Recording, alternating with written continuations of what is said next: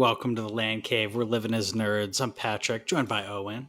Hey, I Hello. didn't get you full screen. Now you Oh look better. no. Now you look better. Hi.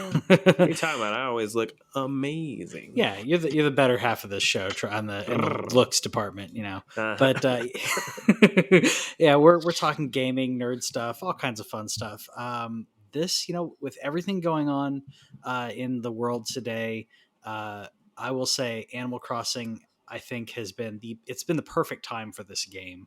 I'm absolutely loving it. I'm almost addicted to this game now. Just picking it up and every morning going through some daily routines of hitting up those stones, and man, it's fun. It's so fun. If you figured out like the little tricks, like digging some holes behind yourself before you hit the stones. No. So if you put two holes behind Uh huh. yourself Uh huh. before you hit the stone, you can generally hit the stone either 8 or 9 times to maximize the amount of drops you get from the stone. Oh, so if I dig a hole behind myself, that oh, You want to do interesting. two or carry something that's like big enough. Some people carry like wooden stakes because they're easy to make and you just Hmm. keep them behind you. And so you just throw them down behind you. But basically, as you hit the stone, your body goes farther back. So you want to get a rhythm. You want to hit the stone, hit the stone, hit the Ah, stone okay. until Okay. you fill up the square around it. If there's anything around like a Uh huh. stone, you want to like if it's like a flower, you want to pull Remove that it up or something. Yeah, first. Yeah. and Okay. that way you can get the most stuff, especially from the money rock on your island. Oh yeah, heck yeah! I've planted 2 money trees, so I'm happy about that. Nice. I'm waiting to reap the rewards, and I just got access whatever. I got the notification about the stock market, which I thought was nice and punny. I don't know if I'm going to be playing that, but I mean, I if you might. play on Sundays, you might as well. Like, there's Yeah, real like, what else are you gonna do with your bells? Other than like get a new house. So just you buy as many as you can, and then if you have friends that are playing, you see who has like a good sure. amount that day. I don't even think we're friends on Switch I don't think we are. because we Come to don't think play of it. online games. Come to Like, this think. is literally the only online game I've played on my Switch. Yeah, I think I barely play online. I feel bad because I'll play online and some people will, like, invite me, like some of my nephews and other people will invite me. And usually when I'm playing, I'm playing and I've got maybe like 5 or 10 minutes or whatever it is before I'm dropping, or I've got other things that I'm running around to do. So I don't have, it's the whole challenge of being an adult where I'm like, I got to drop this. You know better than I do. Where it's like you could be having to stop playing any moment. So, but yeah, I've actually played a little bit online. And local co-op on this is really quick and easy in regards to not on the same Switch, but it's seeing that you're both on the same Wi-Fi and connecting has been really cool. Yeah. So you guys are playing on the same system? So we're playing on 2 different systems. That's one of the Oh, downfalls, by the way, cool. of, yeah. So I got Whitney a Switch Lite, which has been a long time coming. Um, Essentially, and I forgot because we didn't get to do the show last week. Essentially, Whitney and I were kind of preparing for the whole lockdown and everything, and weren't sure how long we were going to be, in the stay at home, whatever order. And I was like, hey, Animal Crossing just came out. Do you want to switch? And A it was a Switch. resounding yes. Yeah. So she's happy about it. To be honest, I had 0% interest in this game until we went on social distancing. And Mm, then the stress of the kid, and not like my kid's fine, by the way, for anybody listening. My good. kid's fine. It's just Yeah. the stress of worrying about something happening to him and the fact that we can't really go anywhere and everything. Like, the one thing that everybody always agreed on when they were telling me about this game is like it's the chillest game you can play. Like, Yeah. there is nothing chiller than playing Animal Crossing. It has no goal. It has no thing where you have to do anything. You can do whatever you want. So it just became this. It's a total escapism thing. So I picked it up. I'm Hmm. really glad I did. I haven't got to play it the past couple days just because things have just been kind of busy around the house. But and there's you still have to take time to relax. Of course. But other than that, it's been like I got back into it today after not. I had about 50 fruit trees that I had planted a few days ago Nice, that nice. were ready to go. So I went and made 150,000 bells and am just moving along my merry way. Yeah, It's such a great chill experience. It's definitely not for everybody. I can see that, sure. but like you said at the top of the podcast, it hit at the exact right moment. It could Yeah. not have released at a better week, and they didn't plan it this way. Obviously, it had been announced last year that it was Hmm, going hmm. to release, and it hit the right time. It really did. It really did. And you're talking about like, even the whole joke about like being in debt, because it's a whole constant joke about you constantly being in debt to Tom Nook. It's interest free, so you don't have to worry about like paying off your house. Like I did. And Whitney was like, "Have you been playing this constantly?" I'm like, "Well, no, but I would like do a fishing circuit like over and over and over again." Yeah, So I paid off the home loan like I think it was maybe the first day or second day. Got the expansion, got another expansion, and okay, now I'm up to like what $380,000 or whatever that I owe in bells. I mean, but at the same time, I'm making a good amount, so you know, I'm I pay a little bit, I save a little bit, whatever. I I currently owe him 550. Yeah, yeah, And I think I'm probably gonna leave that for a while. I have 2 rooms on my house now, sure. and I'm now focused on improving the town. So like you'll Hmm. get there eventually, but you start being able to build more bridges.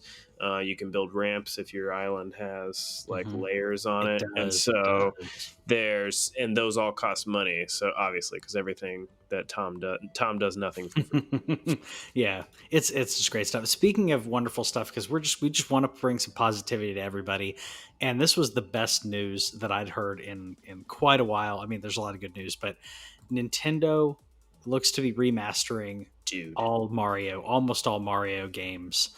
Holy crap. And it sounds like, again, this is on the Nintendo hasn't fully announced it, but there's so many people saying it that it's more than likely all true. It's just Nintendo hasn't revealed their hand yet. And this includes Mario 64, Super Mario Sunshine, Super Mario Galaxy, some of my favorite games, and a new Paper Mario. Wow.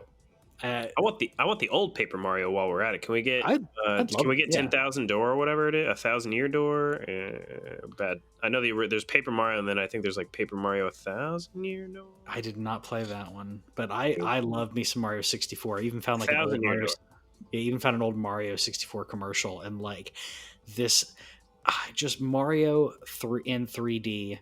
Somehow people talk about it being clunky. It's somehow it works. Somehow it's still good.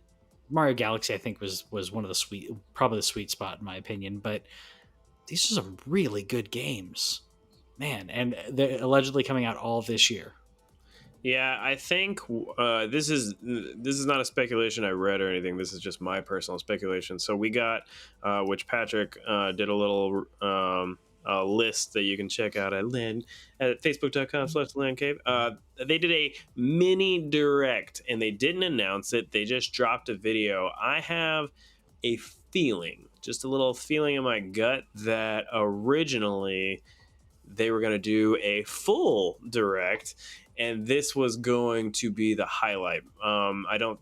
After this news came out, that pretty much convinced me we weren't going to see Zelda like a lot of people were. But I think they were probably going to talk about this for Mario's 35th anniversary. Mm-hmm. And because of what's going on in the world right now, they probably don't know when they're actually going to be able to release it, because people still have to work on this stuff. And while people can work at home, as we'll get to later, that there is delays and stuff happening. So my gut feeling is that they were Mm-hmm. going to put this in the direct. They cut it because they don't know when it's going to come out, but they wanted it to come out this year to go along with that 35 years of Mario. Yeah, yeah, and I think you could be right. I wasn't sure if the direct was missing something. I know that Nintendo's waiting to reveal. I mean, there were a lot of games that they talked about, but they weren't Nintendo first party. Right. Um, And so they're I all mean, indie. Smash, yeah, a bunch of indie stuff, and so the whole time I'm like, okay, but what does Nintendo bring to the table? Nintendo the past couple consoles has all been about first party games. This console, it's one thing I do love about the Switch though, is the amount of third party games, the amount of indie games. It's an amazing console for that reason, the portability, all of that. And the question was, were they waiting to talk about Mario or were they waiting to talk about Zelda?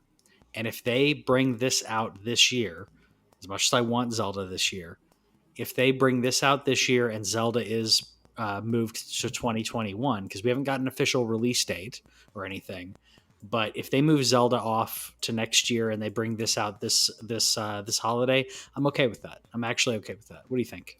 Well, now the fact that they mentioned a brand new Paper Mario, I'm all but positive that Zelda's not going to happen. If they're doing Yeah, all of these, the only thing that I can think, like, are they going to do a package? Or are they going to do a staggered release? Like, am I going to be? I better not have to. This better not be a part of Switch Online. I'm okay with it if it is, hmm, but I really want to be able to pick and choose. Like, for example, I never played Mario Sunshine. I would love to buy that one. I want to buy Mario 64 because that was the first one. I never beat Galaxy. There's certain ones that I want, and there's some certain ones I really don't want. I don't really care about Mario 3D World. I know a lot of people like it. It's just, not for sure. me. But I want a la carte, and I just hope that that's going to happen. So are they going to drop all of them at the same time, or are they going to stagger it throughout the year? And now who knows with all the COVID stuff, what's going on? I now don't expect Zelda at all this year. Yeah, I don't either. I feel like the Breath of the Wild 2 is going to be not an asset flip, but they're going to reuse so many assets and game engine and everything that the turnaround is going to be much quicker than bringing out a completely different Zelda game. So I think it could be quicker, but at the same time, yeah, with everything going on with COVID, I don't know if that's going to happen. I guess I don't know if we want to. Do we want to segue into that since we're already Yeah, we could talk about that. talking about it? This just happened today. Yeah, yeah. So go ahead. You can do this one. Yeah, so as we've kind of been speculating about console releases, which neither Microsoft or Sony have said, and even Sony has doubled down that they are going to bring PS5 out this year. But COVID is now officially affecting game release dates because Mhm. today, Last of Us Part Two was delayed indefinitely. And Iron Man VR was also delayed indefinitely. But no offense, Mhm. Iron Man VR, I love you. I don't care. But this sucks. It really does. I did hear quite a few people. Sorry, I'm fixing this video because it wasn't ready. But I did see quite a few people who were upset, thinking, "Oh, it's delayed indefinitely. We're not going to get it." It doesn't mean that. It means that No. it's delayed to a date. We don't know when that date will be. It's going to be sometime. They're still going to work on it, but with everything going on, they can't continue the progress at the speed that they want to continue the progress. And it makes me sad, but at the same time, we've always put the safety and health of these workers and developers first. Mental and physical safety is extremely important, especially with what's going on right now. This trailer is really dark, but with everything going on, yes, they need to wait. It's terrible, but now I guess we can just go back and play the remaster of The Last of Us while you're waiting. I will say, Jason Schreier Mhm. did follow up on this, and he said that he has sources saying the game is all but done. This mainly, it feels like, has to do with the physical production of the game. So theoretically, they could release it digitally, but that doesn't make enough economic sense because of this particular IP. Mhm. There was going to be a ton of physical sales. I Yeah. myself, I have the Steelbook pre-ordered. I Mm. know a lot of people that have the Steelbook pre-ordered because it's the freaking Last of Us Part Two.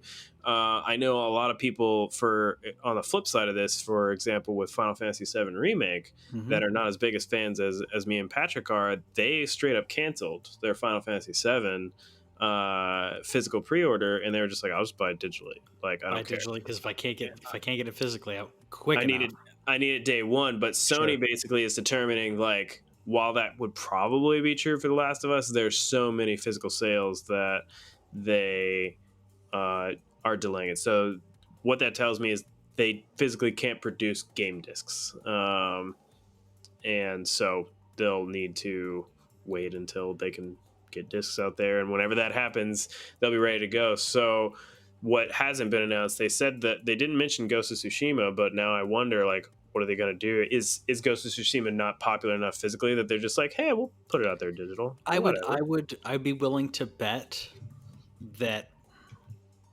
they don't want to delay everything. And Sure. Ghost of Tsushima, I think that it's not huge. It's not a The Last of Us It's not a was phenomenon. groundbreaking.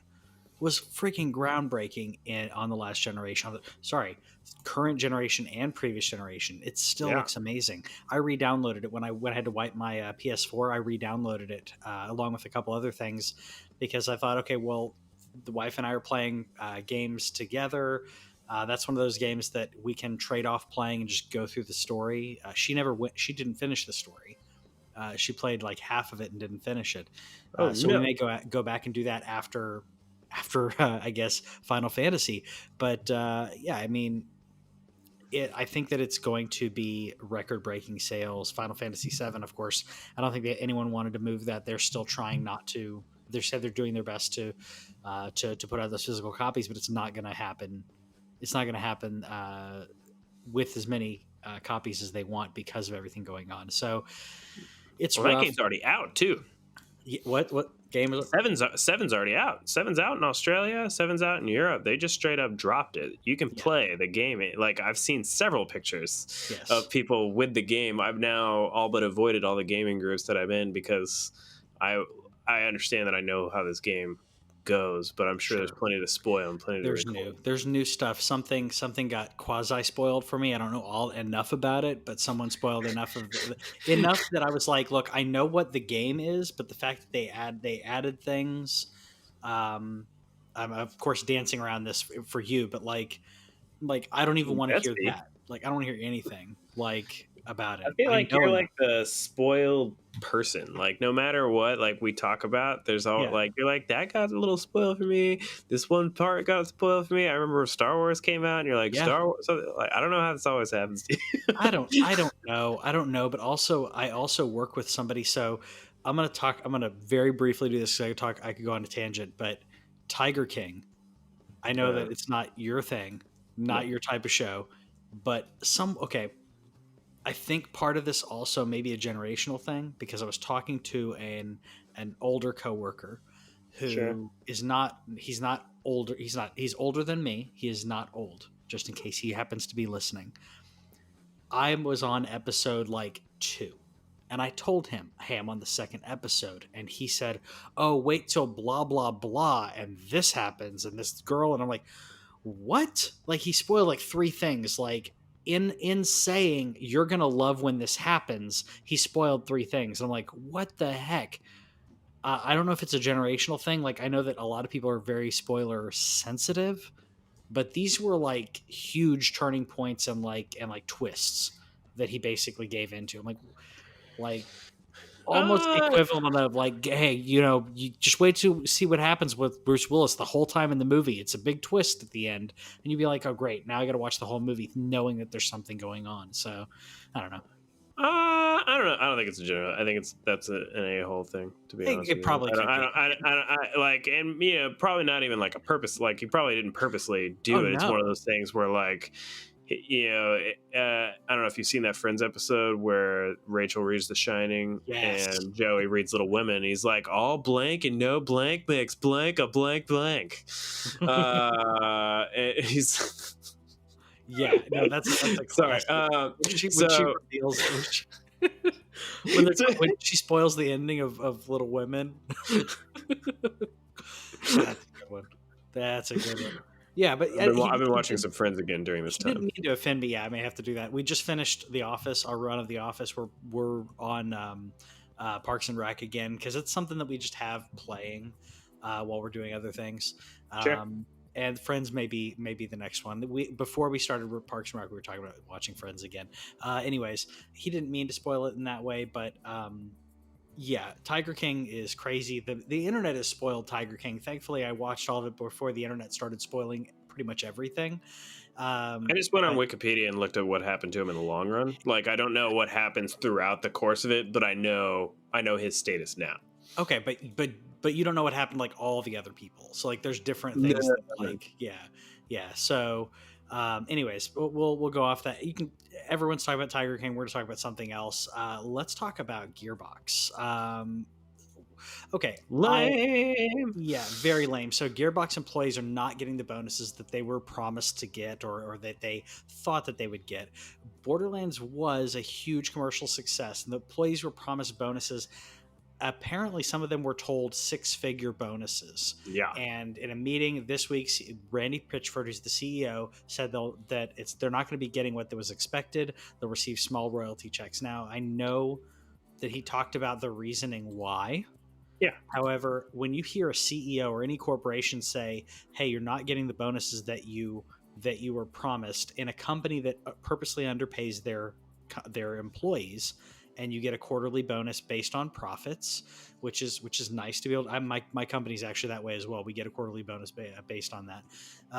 So if you are being told, "Hey, this is going to be huge, it's going to be amazing," and then the sales of the game are they're going to be record breaking. Randy was saying it's going to be the biggest of all of them, and you're Yeah. not going to get your bonus you're told. That just sucks. It completely sucks. And he said that it basically said that you can quit if you want to. Yeah, you can quit. That was the worst part of it. That was the nail for me. Like, I get saying that the Ugh, game was expensive, yes, like, and I get that the because this multiple game took engine way too long. changes. Yeah, Yeah, it took way too long to make. I think that they said that the biggest expense change was that they went from Unreal 3 to Unreal 4, or whichever number we're on now. sure. And I get that because you have to pay for that license and so on, and then redevelop I don't know. I'm not a developer, so I don't know everything, but I get that. But at the same time, saying like, well, if you don't like it, you can quit. Yeah, I mean, duh. But like, how much do you value your people if like that's your attitude about sure. And it's just completely callous with everything. Especially with everything that's going on. I see a lot of companies that are doing things, companies that otherwise you would think, okay, they're not necessarily shady, but they're selfish. You have companies who are taking the CEOs and other people are taking pay cuts, like considerable pay cuts, or foregoing salary to pay it? their Yeah, employees, right? It's just it rubbed me wrong in regards to him saying, "Here's the reason," okay, but you like basically giving the reason is okay, but saying we're not going to get it because of this and you can quit if you want is ridiculous. What it should have been extremely somber apologies and saying, "Look, this is what we have to do because of you can cite all of the reasons, you can cite decisions of the board or whatever you're wanting to cite. yeah. Don't be not passive aggressive, but just callous about it. Like this isn't just what someone loves to do, or sorry, someone's job. It's what they love to do. You're playing games, you're making games, you're creating art. That's blood, sweat, Well, and tears. I mean, yeah, seriously. the blood, sweat, and tears part of it is the thing. Is like there was a recent thing that we talked about with Crunch at Naughty Dog. There's Crunch that we've talked about a while back with Red Dead Redemption 2. There's the basically that you do this, and while that is what you love to do, you also expect to be compensated Mhm. for it. So like, that's the justification half the time whenever we're talking about like the people that are at Naughty Dog. Like, they're going to get tens of thousands of dollars, the big Yeah, dogs are, maybe even hundreds of thousands, like these people at Gearbox were promised for all of their blood, sweat, and tears on The Last of Us 2. So this game, Borderlands 3, huge hit. I put a lot of work into it. I expect to get paid. Like, they talked about how like people from Borderlands 2 that hmm were there, like they use their royalties to buy a house, things like that, like become adults, basically, yeah, like move on up in their life, and that's now not going to happen. So it's not just that apparently Gearbox doesn't pay their employees very much to begin with, Yeah, and they give this good royalty structure as a I don't know what the word is, but as it's an incentive, a yeah, an incentive, program. or Yeah, as a well, as an excuse. That excuse isn't the word I sure. want, but as a thing, like we're not going to pay you as much like in wages because we're going to give you a big bonus. It just sucks when a company is promises you and gives you dollar, especially when they gives you dollar amounts, and then they blame their choices in order to produce the product, which were their choices in regards to all those upgrades. That just sucks for the individual who you need to be keeping. You and I have seen companies, and we're actually probably going to see it with Rockstar and others, that if you have a certain change of those certain of specific individuals in the company, if they're not happy and they leave, it's going to change the dynamic of the company. And you have a possibility of that happening with Borderlands, with Gearbox, with this happening. I don't know if it's going to happen, but I don't know. It's not the way to treat your people. I mean, no, I definitely expect it to happen. Like, I don't know if Pitchford's going anywhere, No, but like he's definitely going to sure, lose people. sure. It's 100%. There's no way that people, anybody high up who like just got stiffed on six figures or even five figures, like I don't know how you stay for that unless you get a significant salary bump on a yearly Sure, basis. and I I don't don't know I don't think that what they are. convinces I you. don't think that they are, which No. which is what makes me feel like this is a lot of them are we're gonna see an exodus.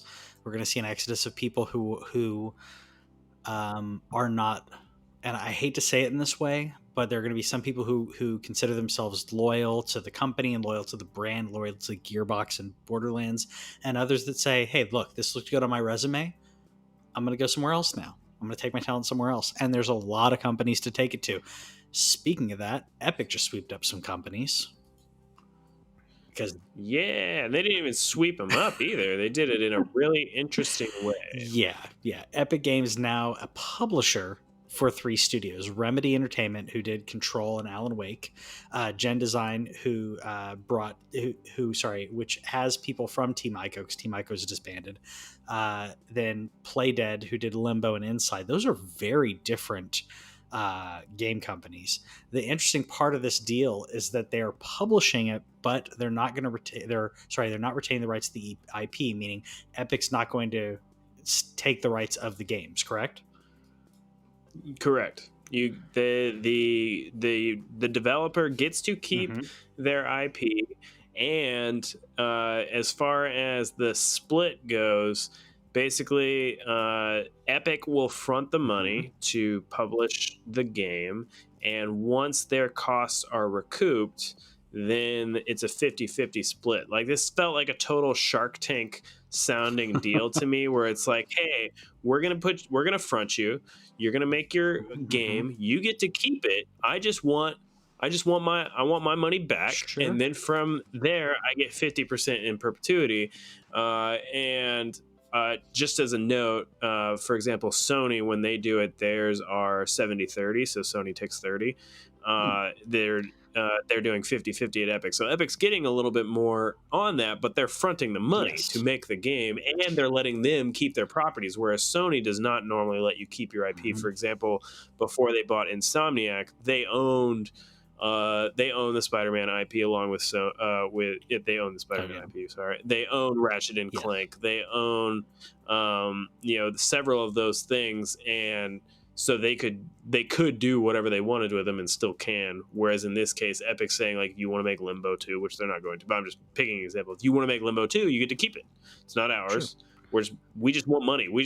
I think this is as dirty as Epic is thought to be by the general public. I think this is one of the coolest deals I've ever Yeah. seen. Yeah. It is showing, and like you said, it's not as good as Sony split. However, this is a split that other companies did that propelled them up. An example outside of the gaming industry is Image Comics. If you're familiar with how that happened with Spawn and those, you had these artists who left the companies because they were tired of creating this artwork, creating characters, creating stories, and not getting any of the rights.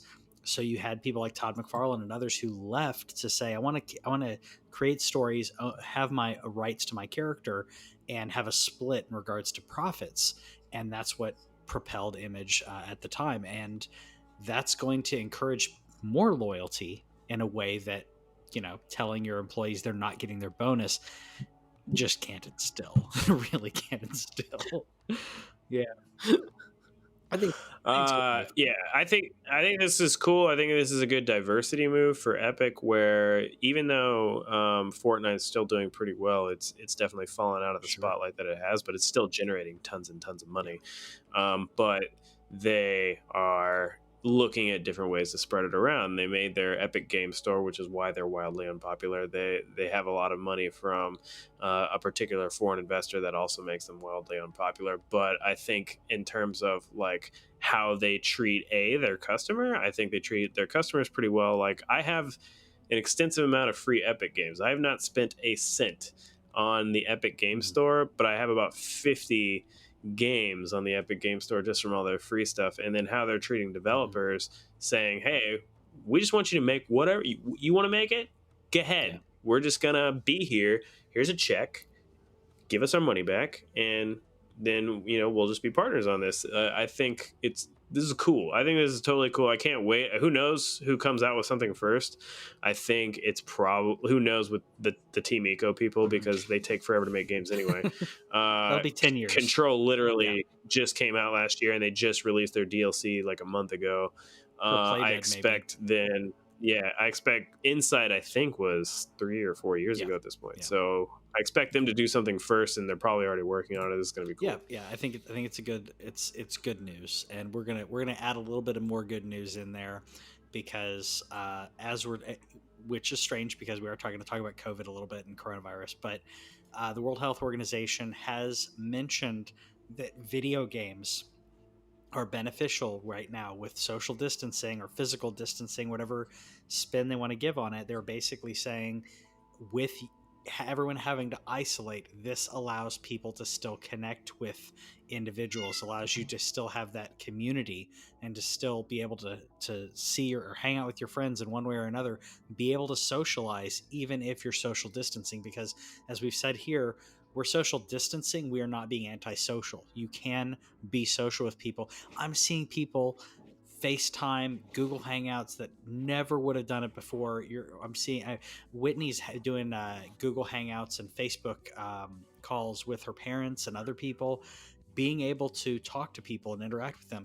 I just thought it was great. My mom wants me to get her an iPad so she can FaceTime with my Yeah, son, yeah, exactly. I mean, and she doesn't use technology at all. That's why that seems. oh yeah, that's what I assumed. I assumed, yeah. Whitney's parents are similar in that they like technology, but they have struggles with it. But they want to use it, and so we had to walk them through that. My parents, I had to fix a couple things in theirs. We were doing Google Hangouts with, or sorry, it was actually a Zoom meeting, something with like everybody in my family all joined, and different things like video games, Hangouts, Marco Polo, whatever you can do. Which Marco Polo got like started getting downloaded like crazy because of this. Whatever you can do, especially free, to still interact with people is beneficial. And I just love the World Health Organization said this, because last year they were talking about video game addiction being a huge problem. And now they're saying, okay, well, yeah, addiction, yeah, but this does help. And Animal Crossing is a There, great example of that, as we talked about, but other ways to just go out and play games with friends or talk to people and be able to de stress. I think it's great. there was a lot of people who were, not a lot of people, but I saw a decent amount of people kind of giving them some Yeah. grief for the video game addiction thing. But people just have a problem separating the two. Yes. Like they're basically like, there was a bunch of big companies that said like, "Hey, you're at home. You should play video Hmm. games." I'm really expecting some kind of, I'm expecting some big sales to go on. Sony has their normal spring sale going on, but I expect something even Yeah. bigger at some point. There might be some people who like give them grief for making money off of this, but at the same time, I'm like, if I start getting some AAA games for super Hmm. cheaps because you're encouraging me to stay at home, and maybe you say you're going to donate a little bit of money to COVID relief, like let's do it. So they're not taking away their addiction thing. Exactly. They're just saying it can be good. It will help. It'll help. It's a coping mechanism with what's going on physically. If you can't get out, do something else. Whitney's doing. I think they're called diamond paintings. It's like these like jewels that you like, almost like a paint by number, but with these like little stones. Like doing different things to de-stress. You take your mind off of things you can't control. Video games are a Yeah. great way to do that. So we definitely recommend it. And that's obviously why we do this freaking show. Yeah, so Yeah, let us know baby. in the comments what games you're playing right now, and is gaming getting you through this hard time in your life, in everyone's life. Let us know what you're You doing. should buy Animal You Crossing. should buy Animal Crossing. We'll see you later. Ah!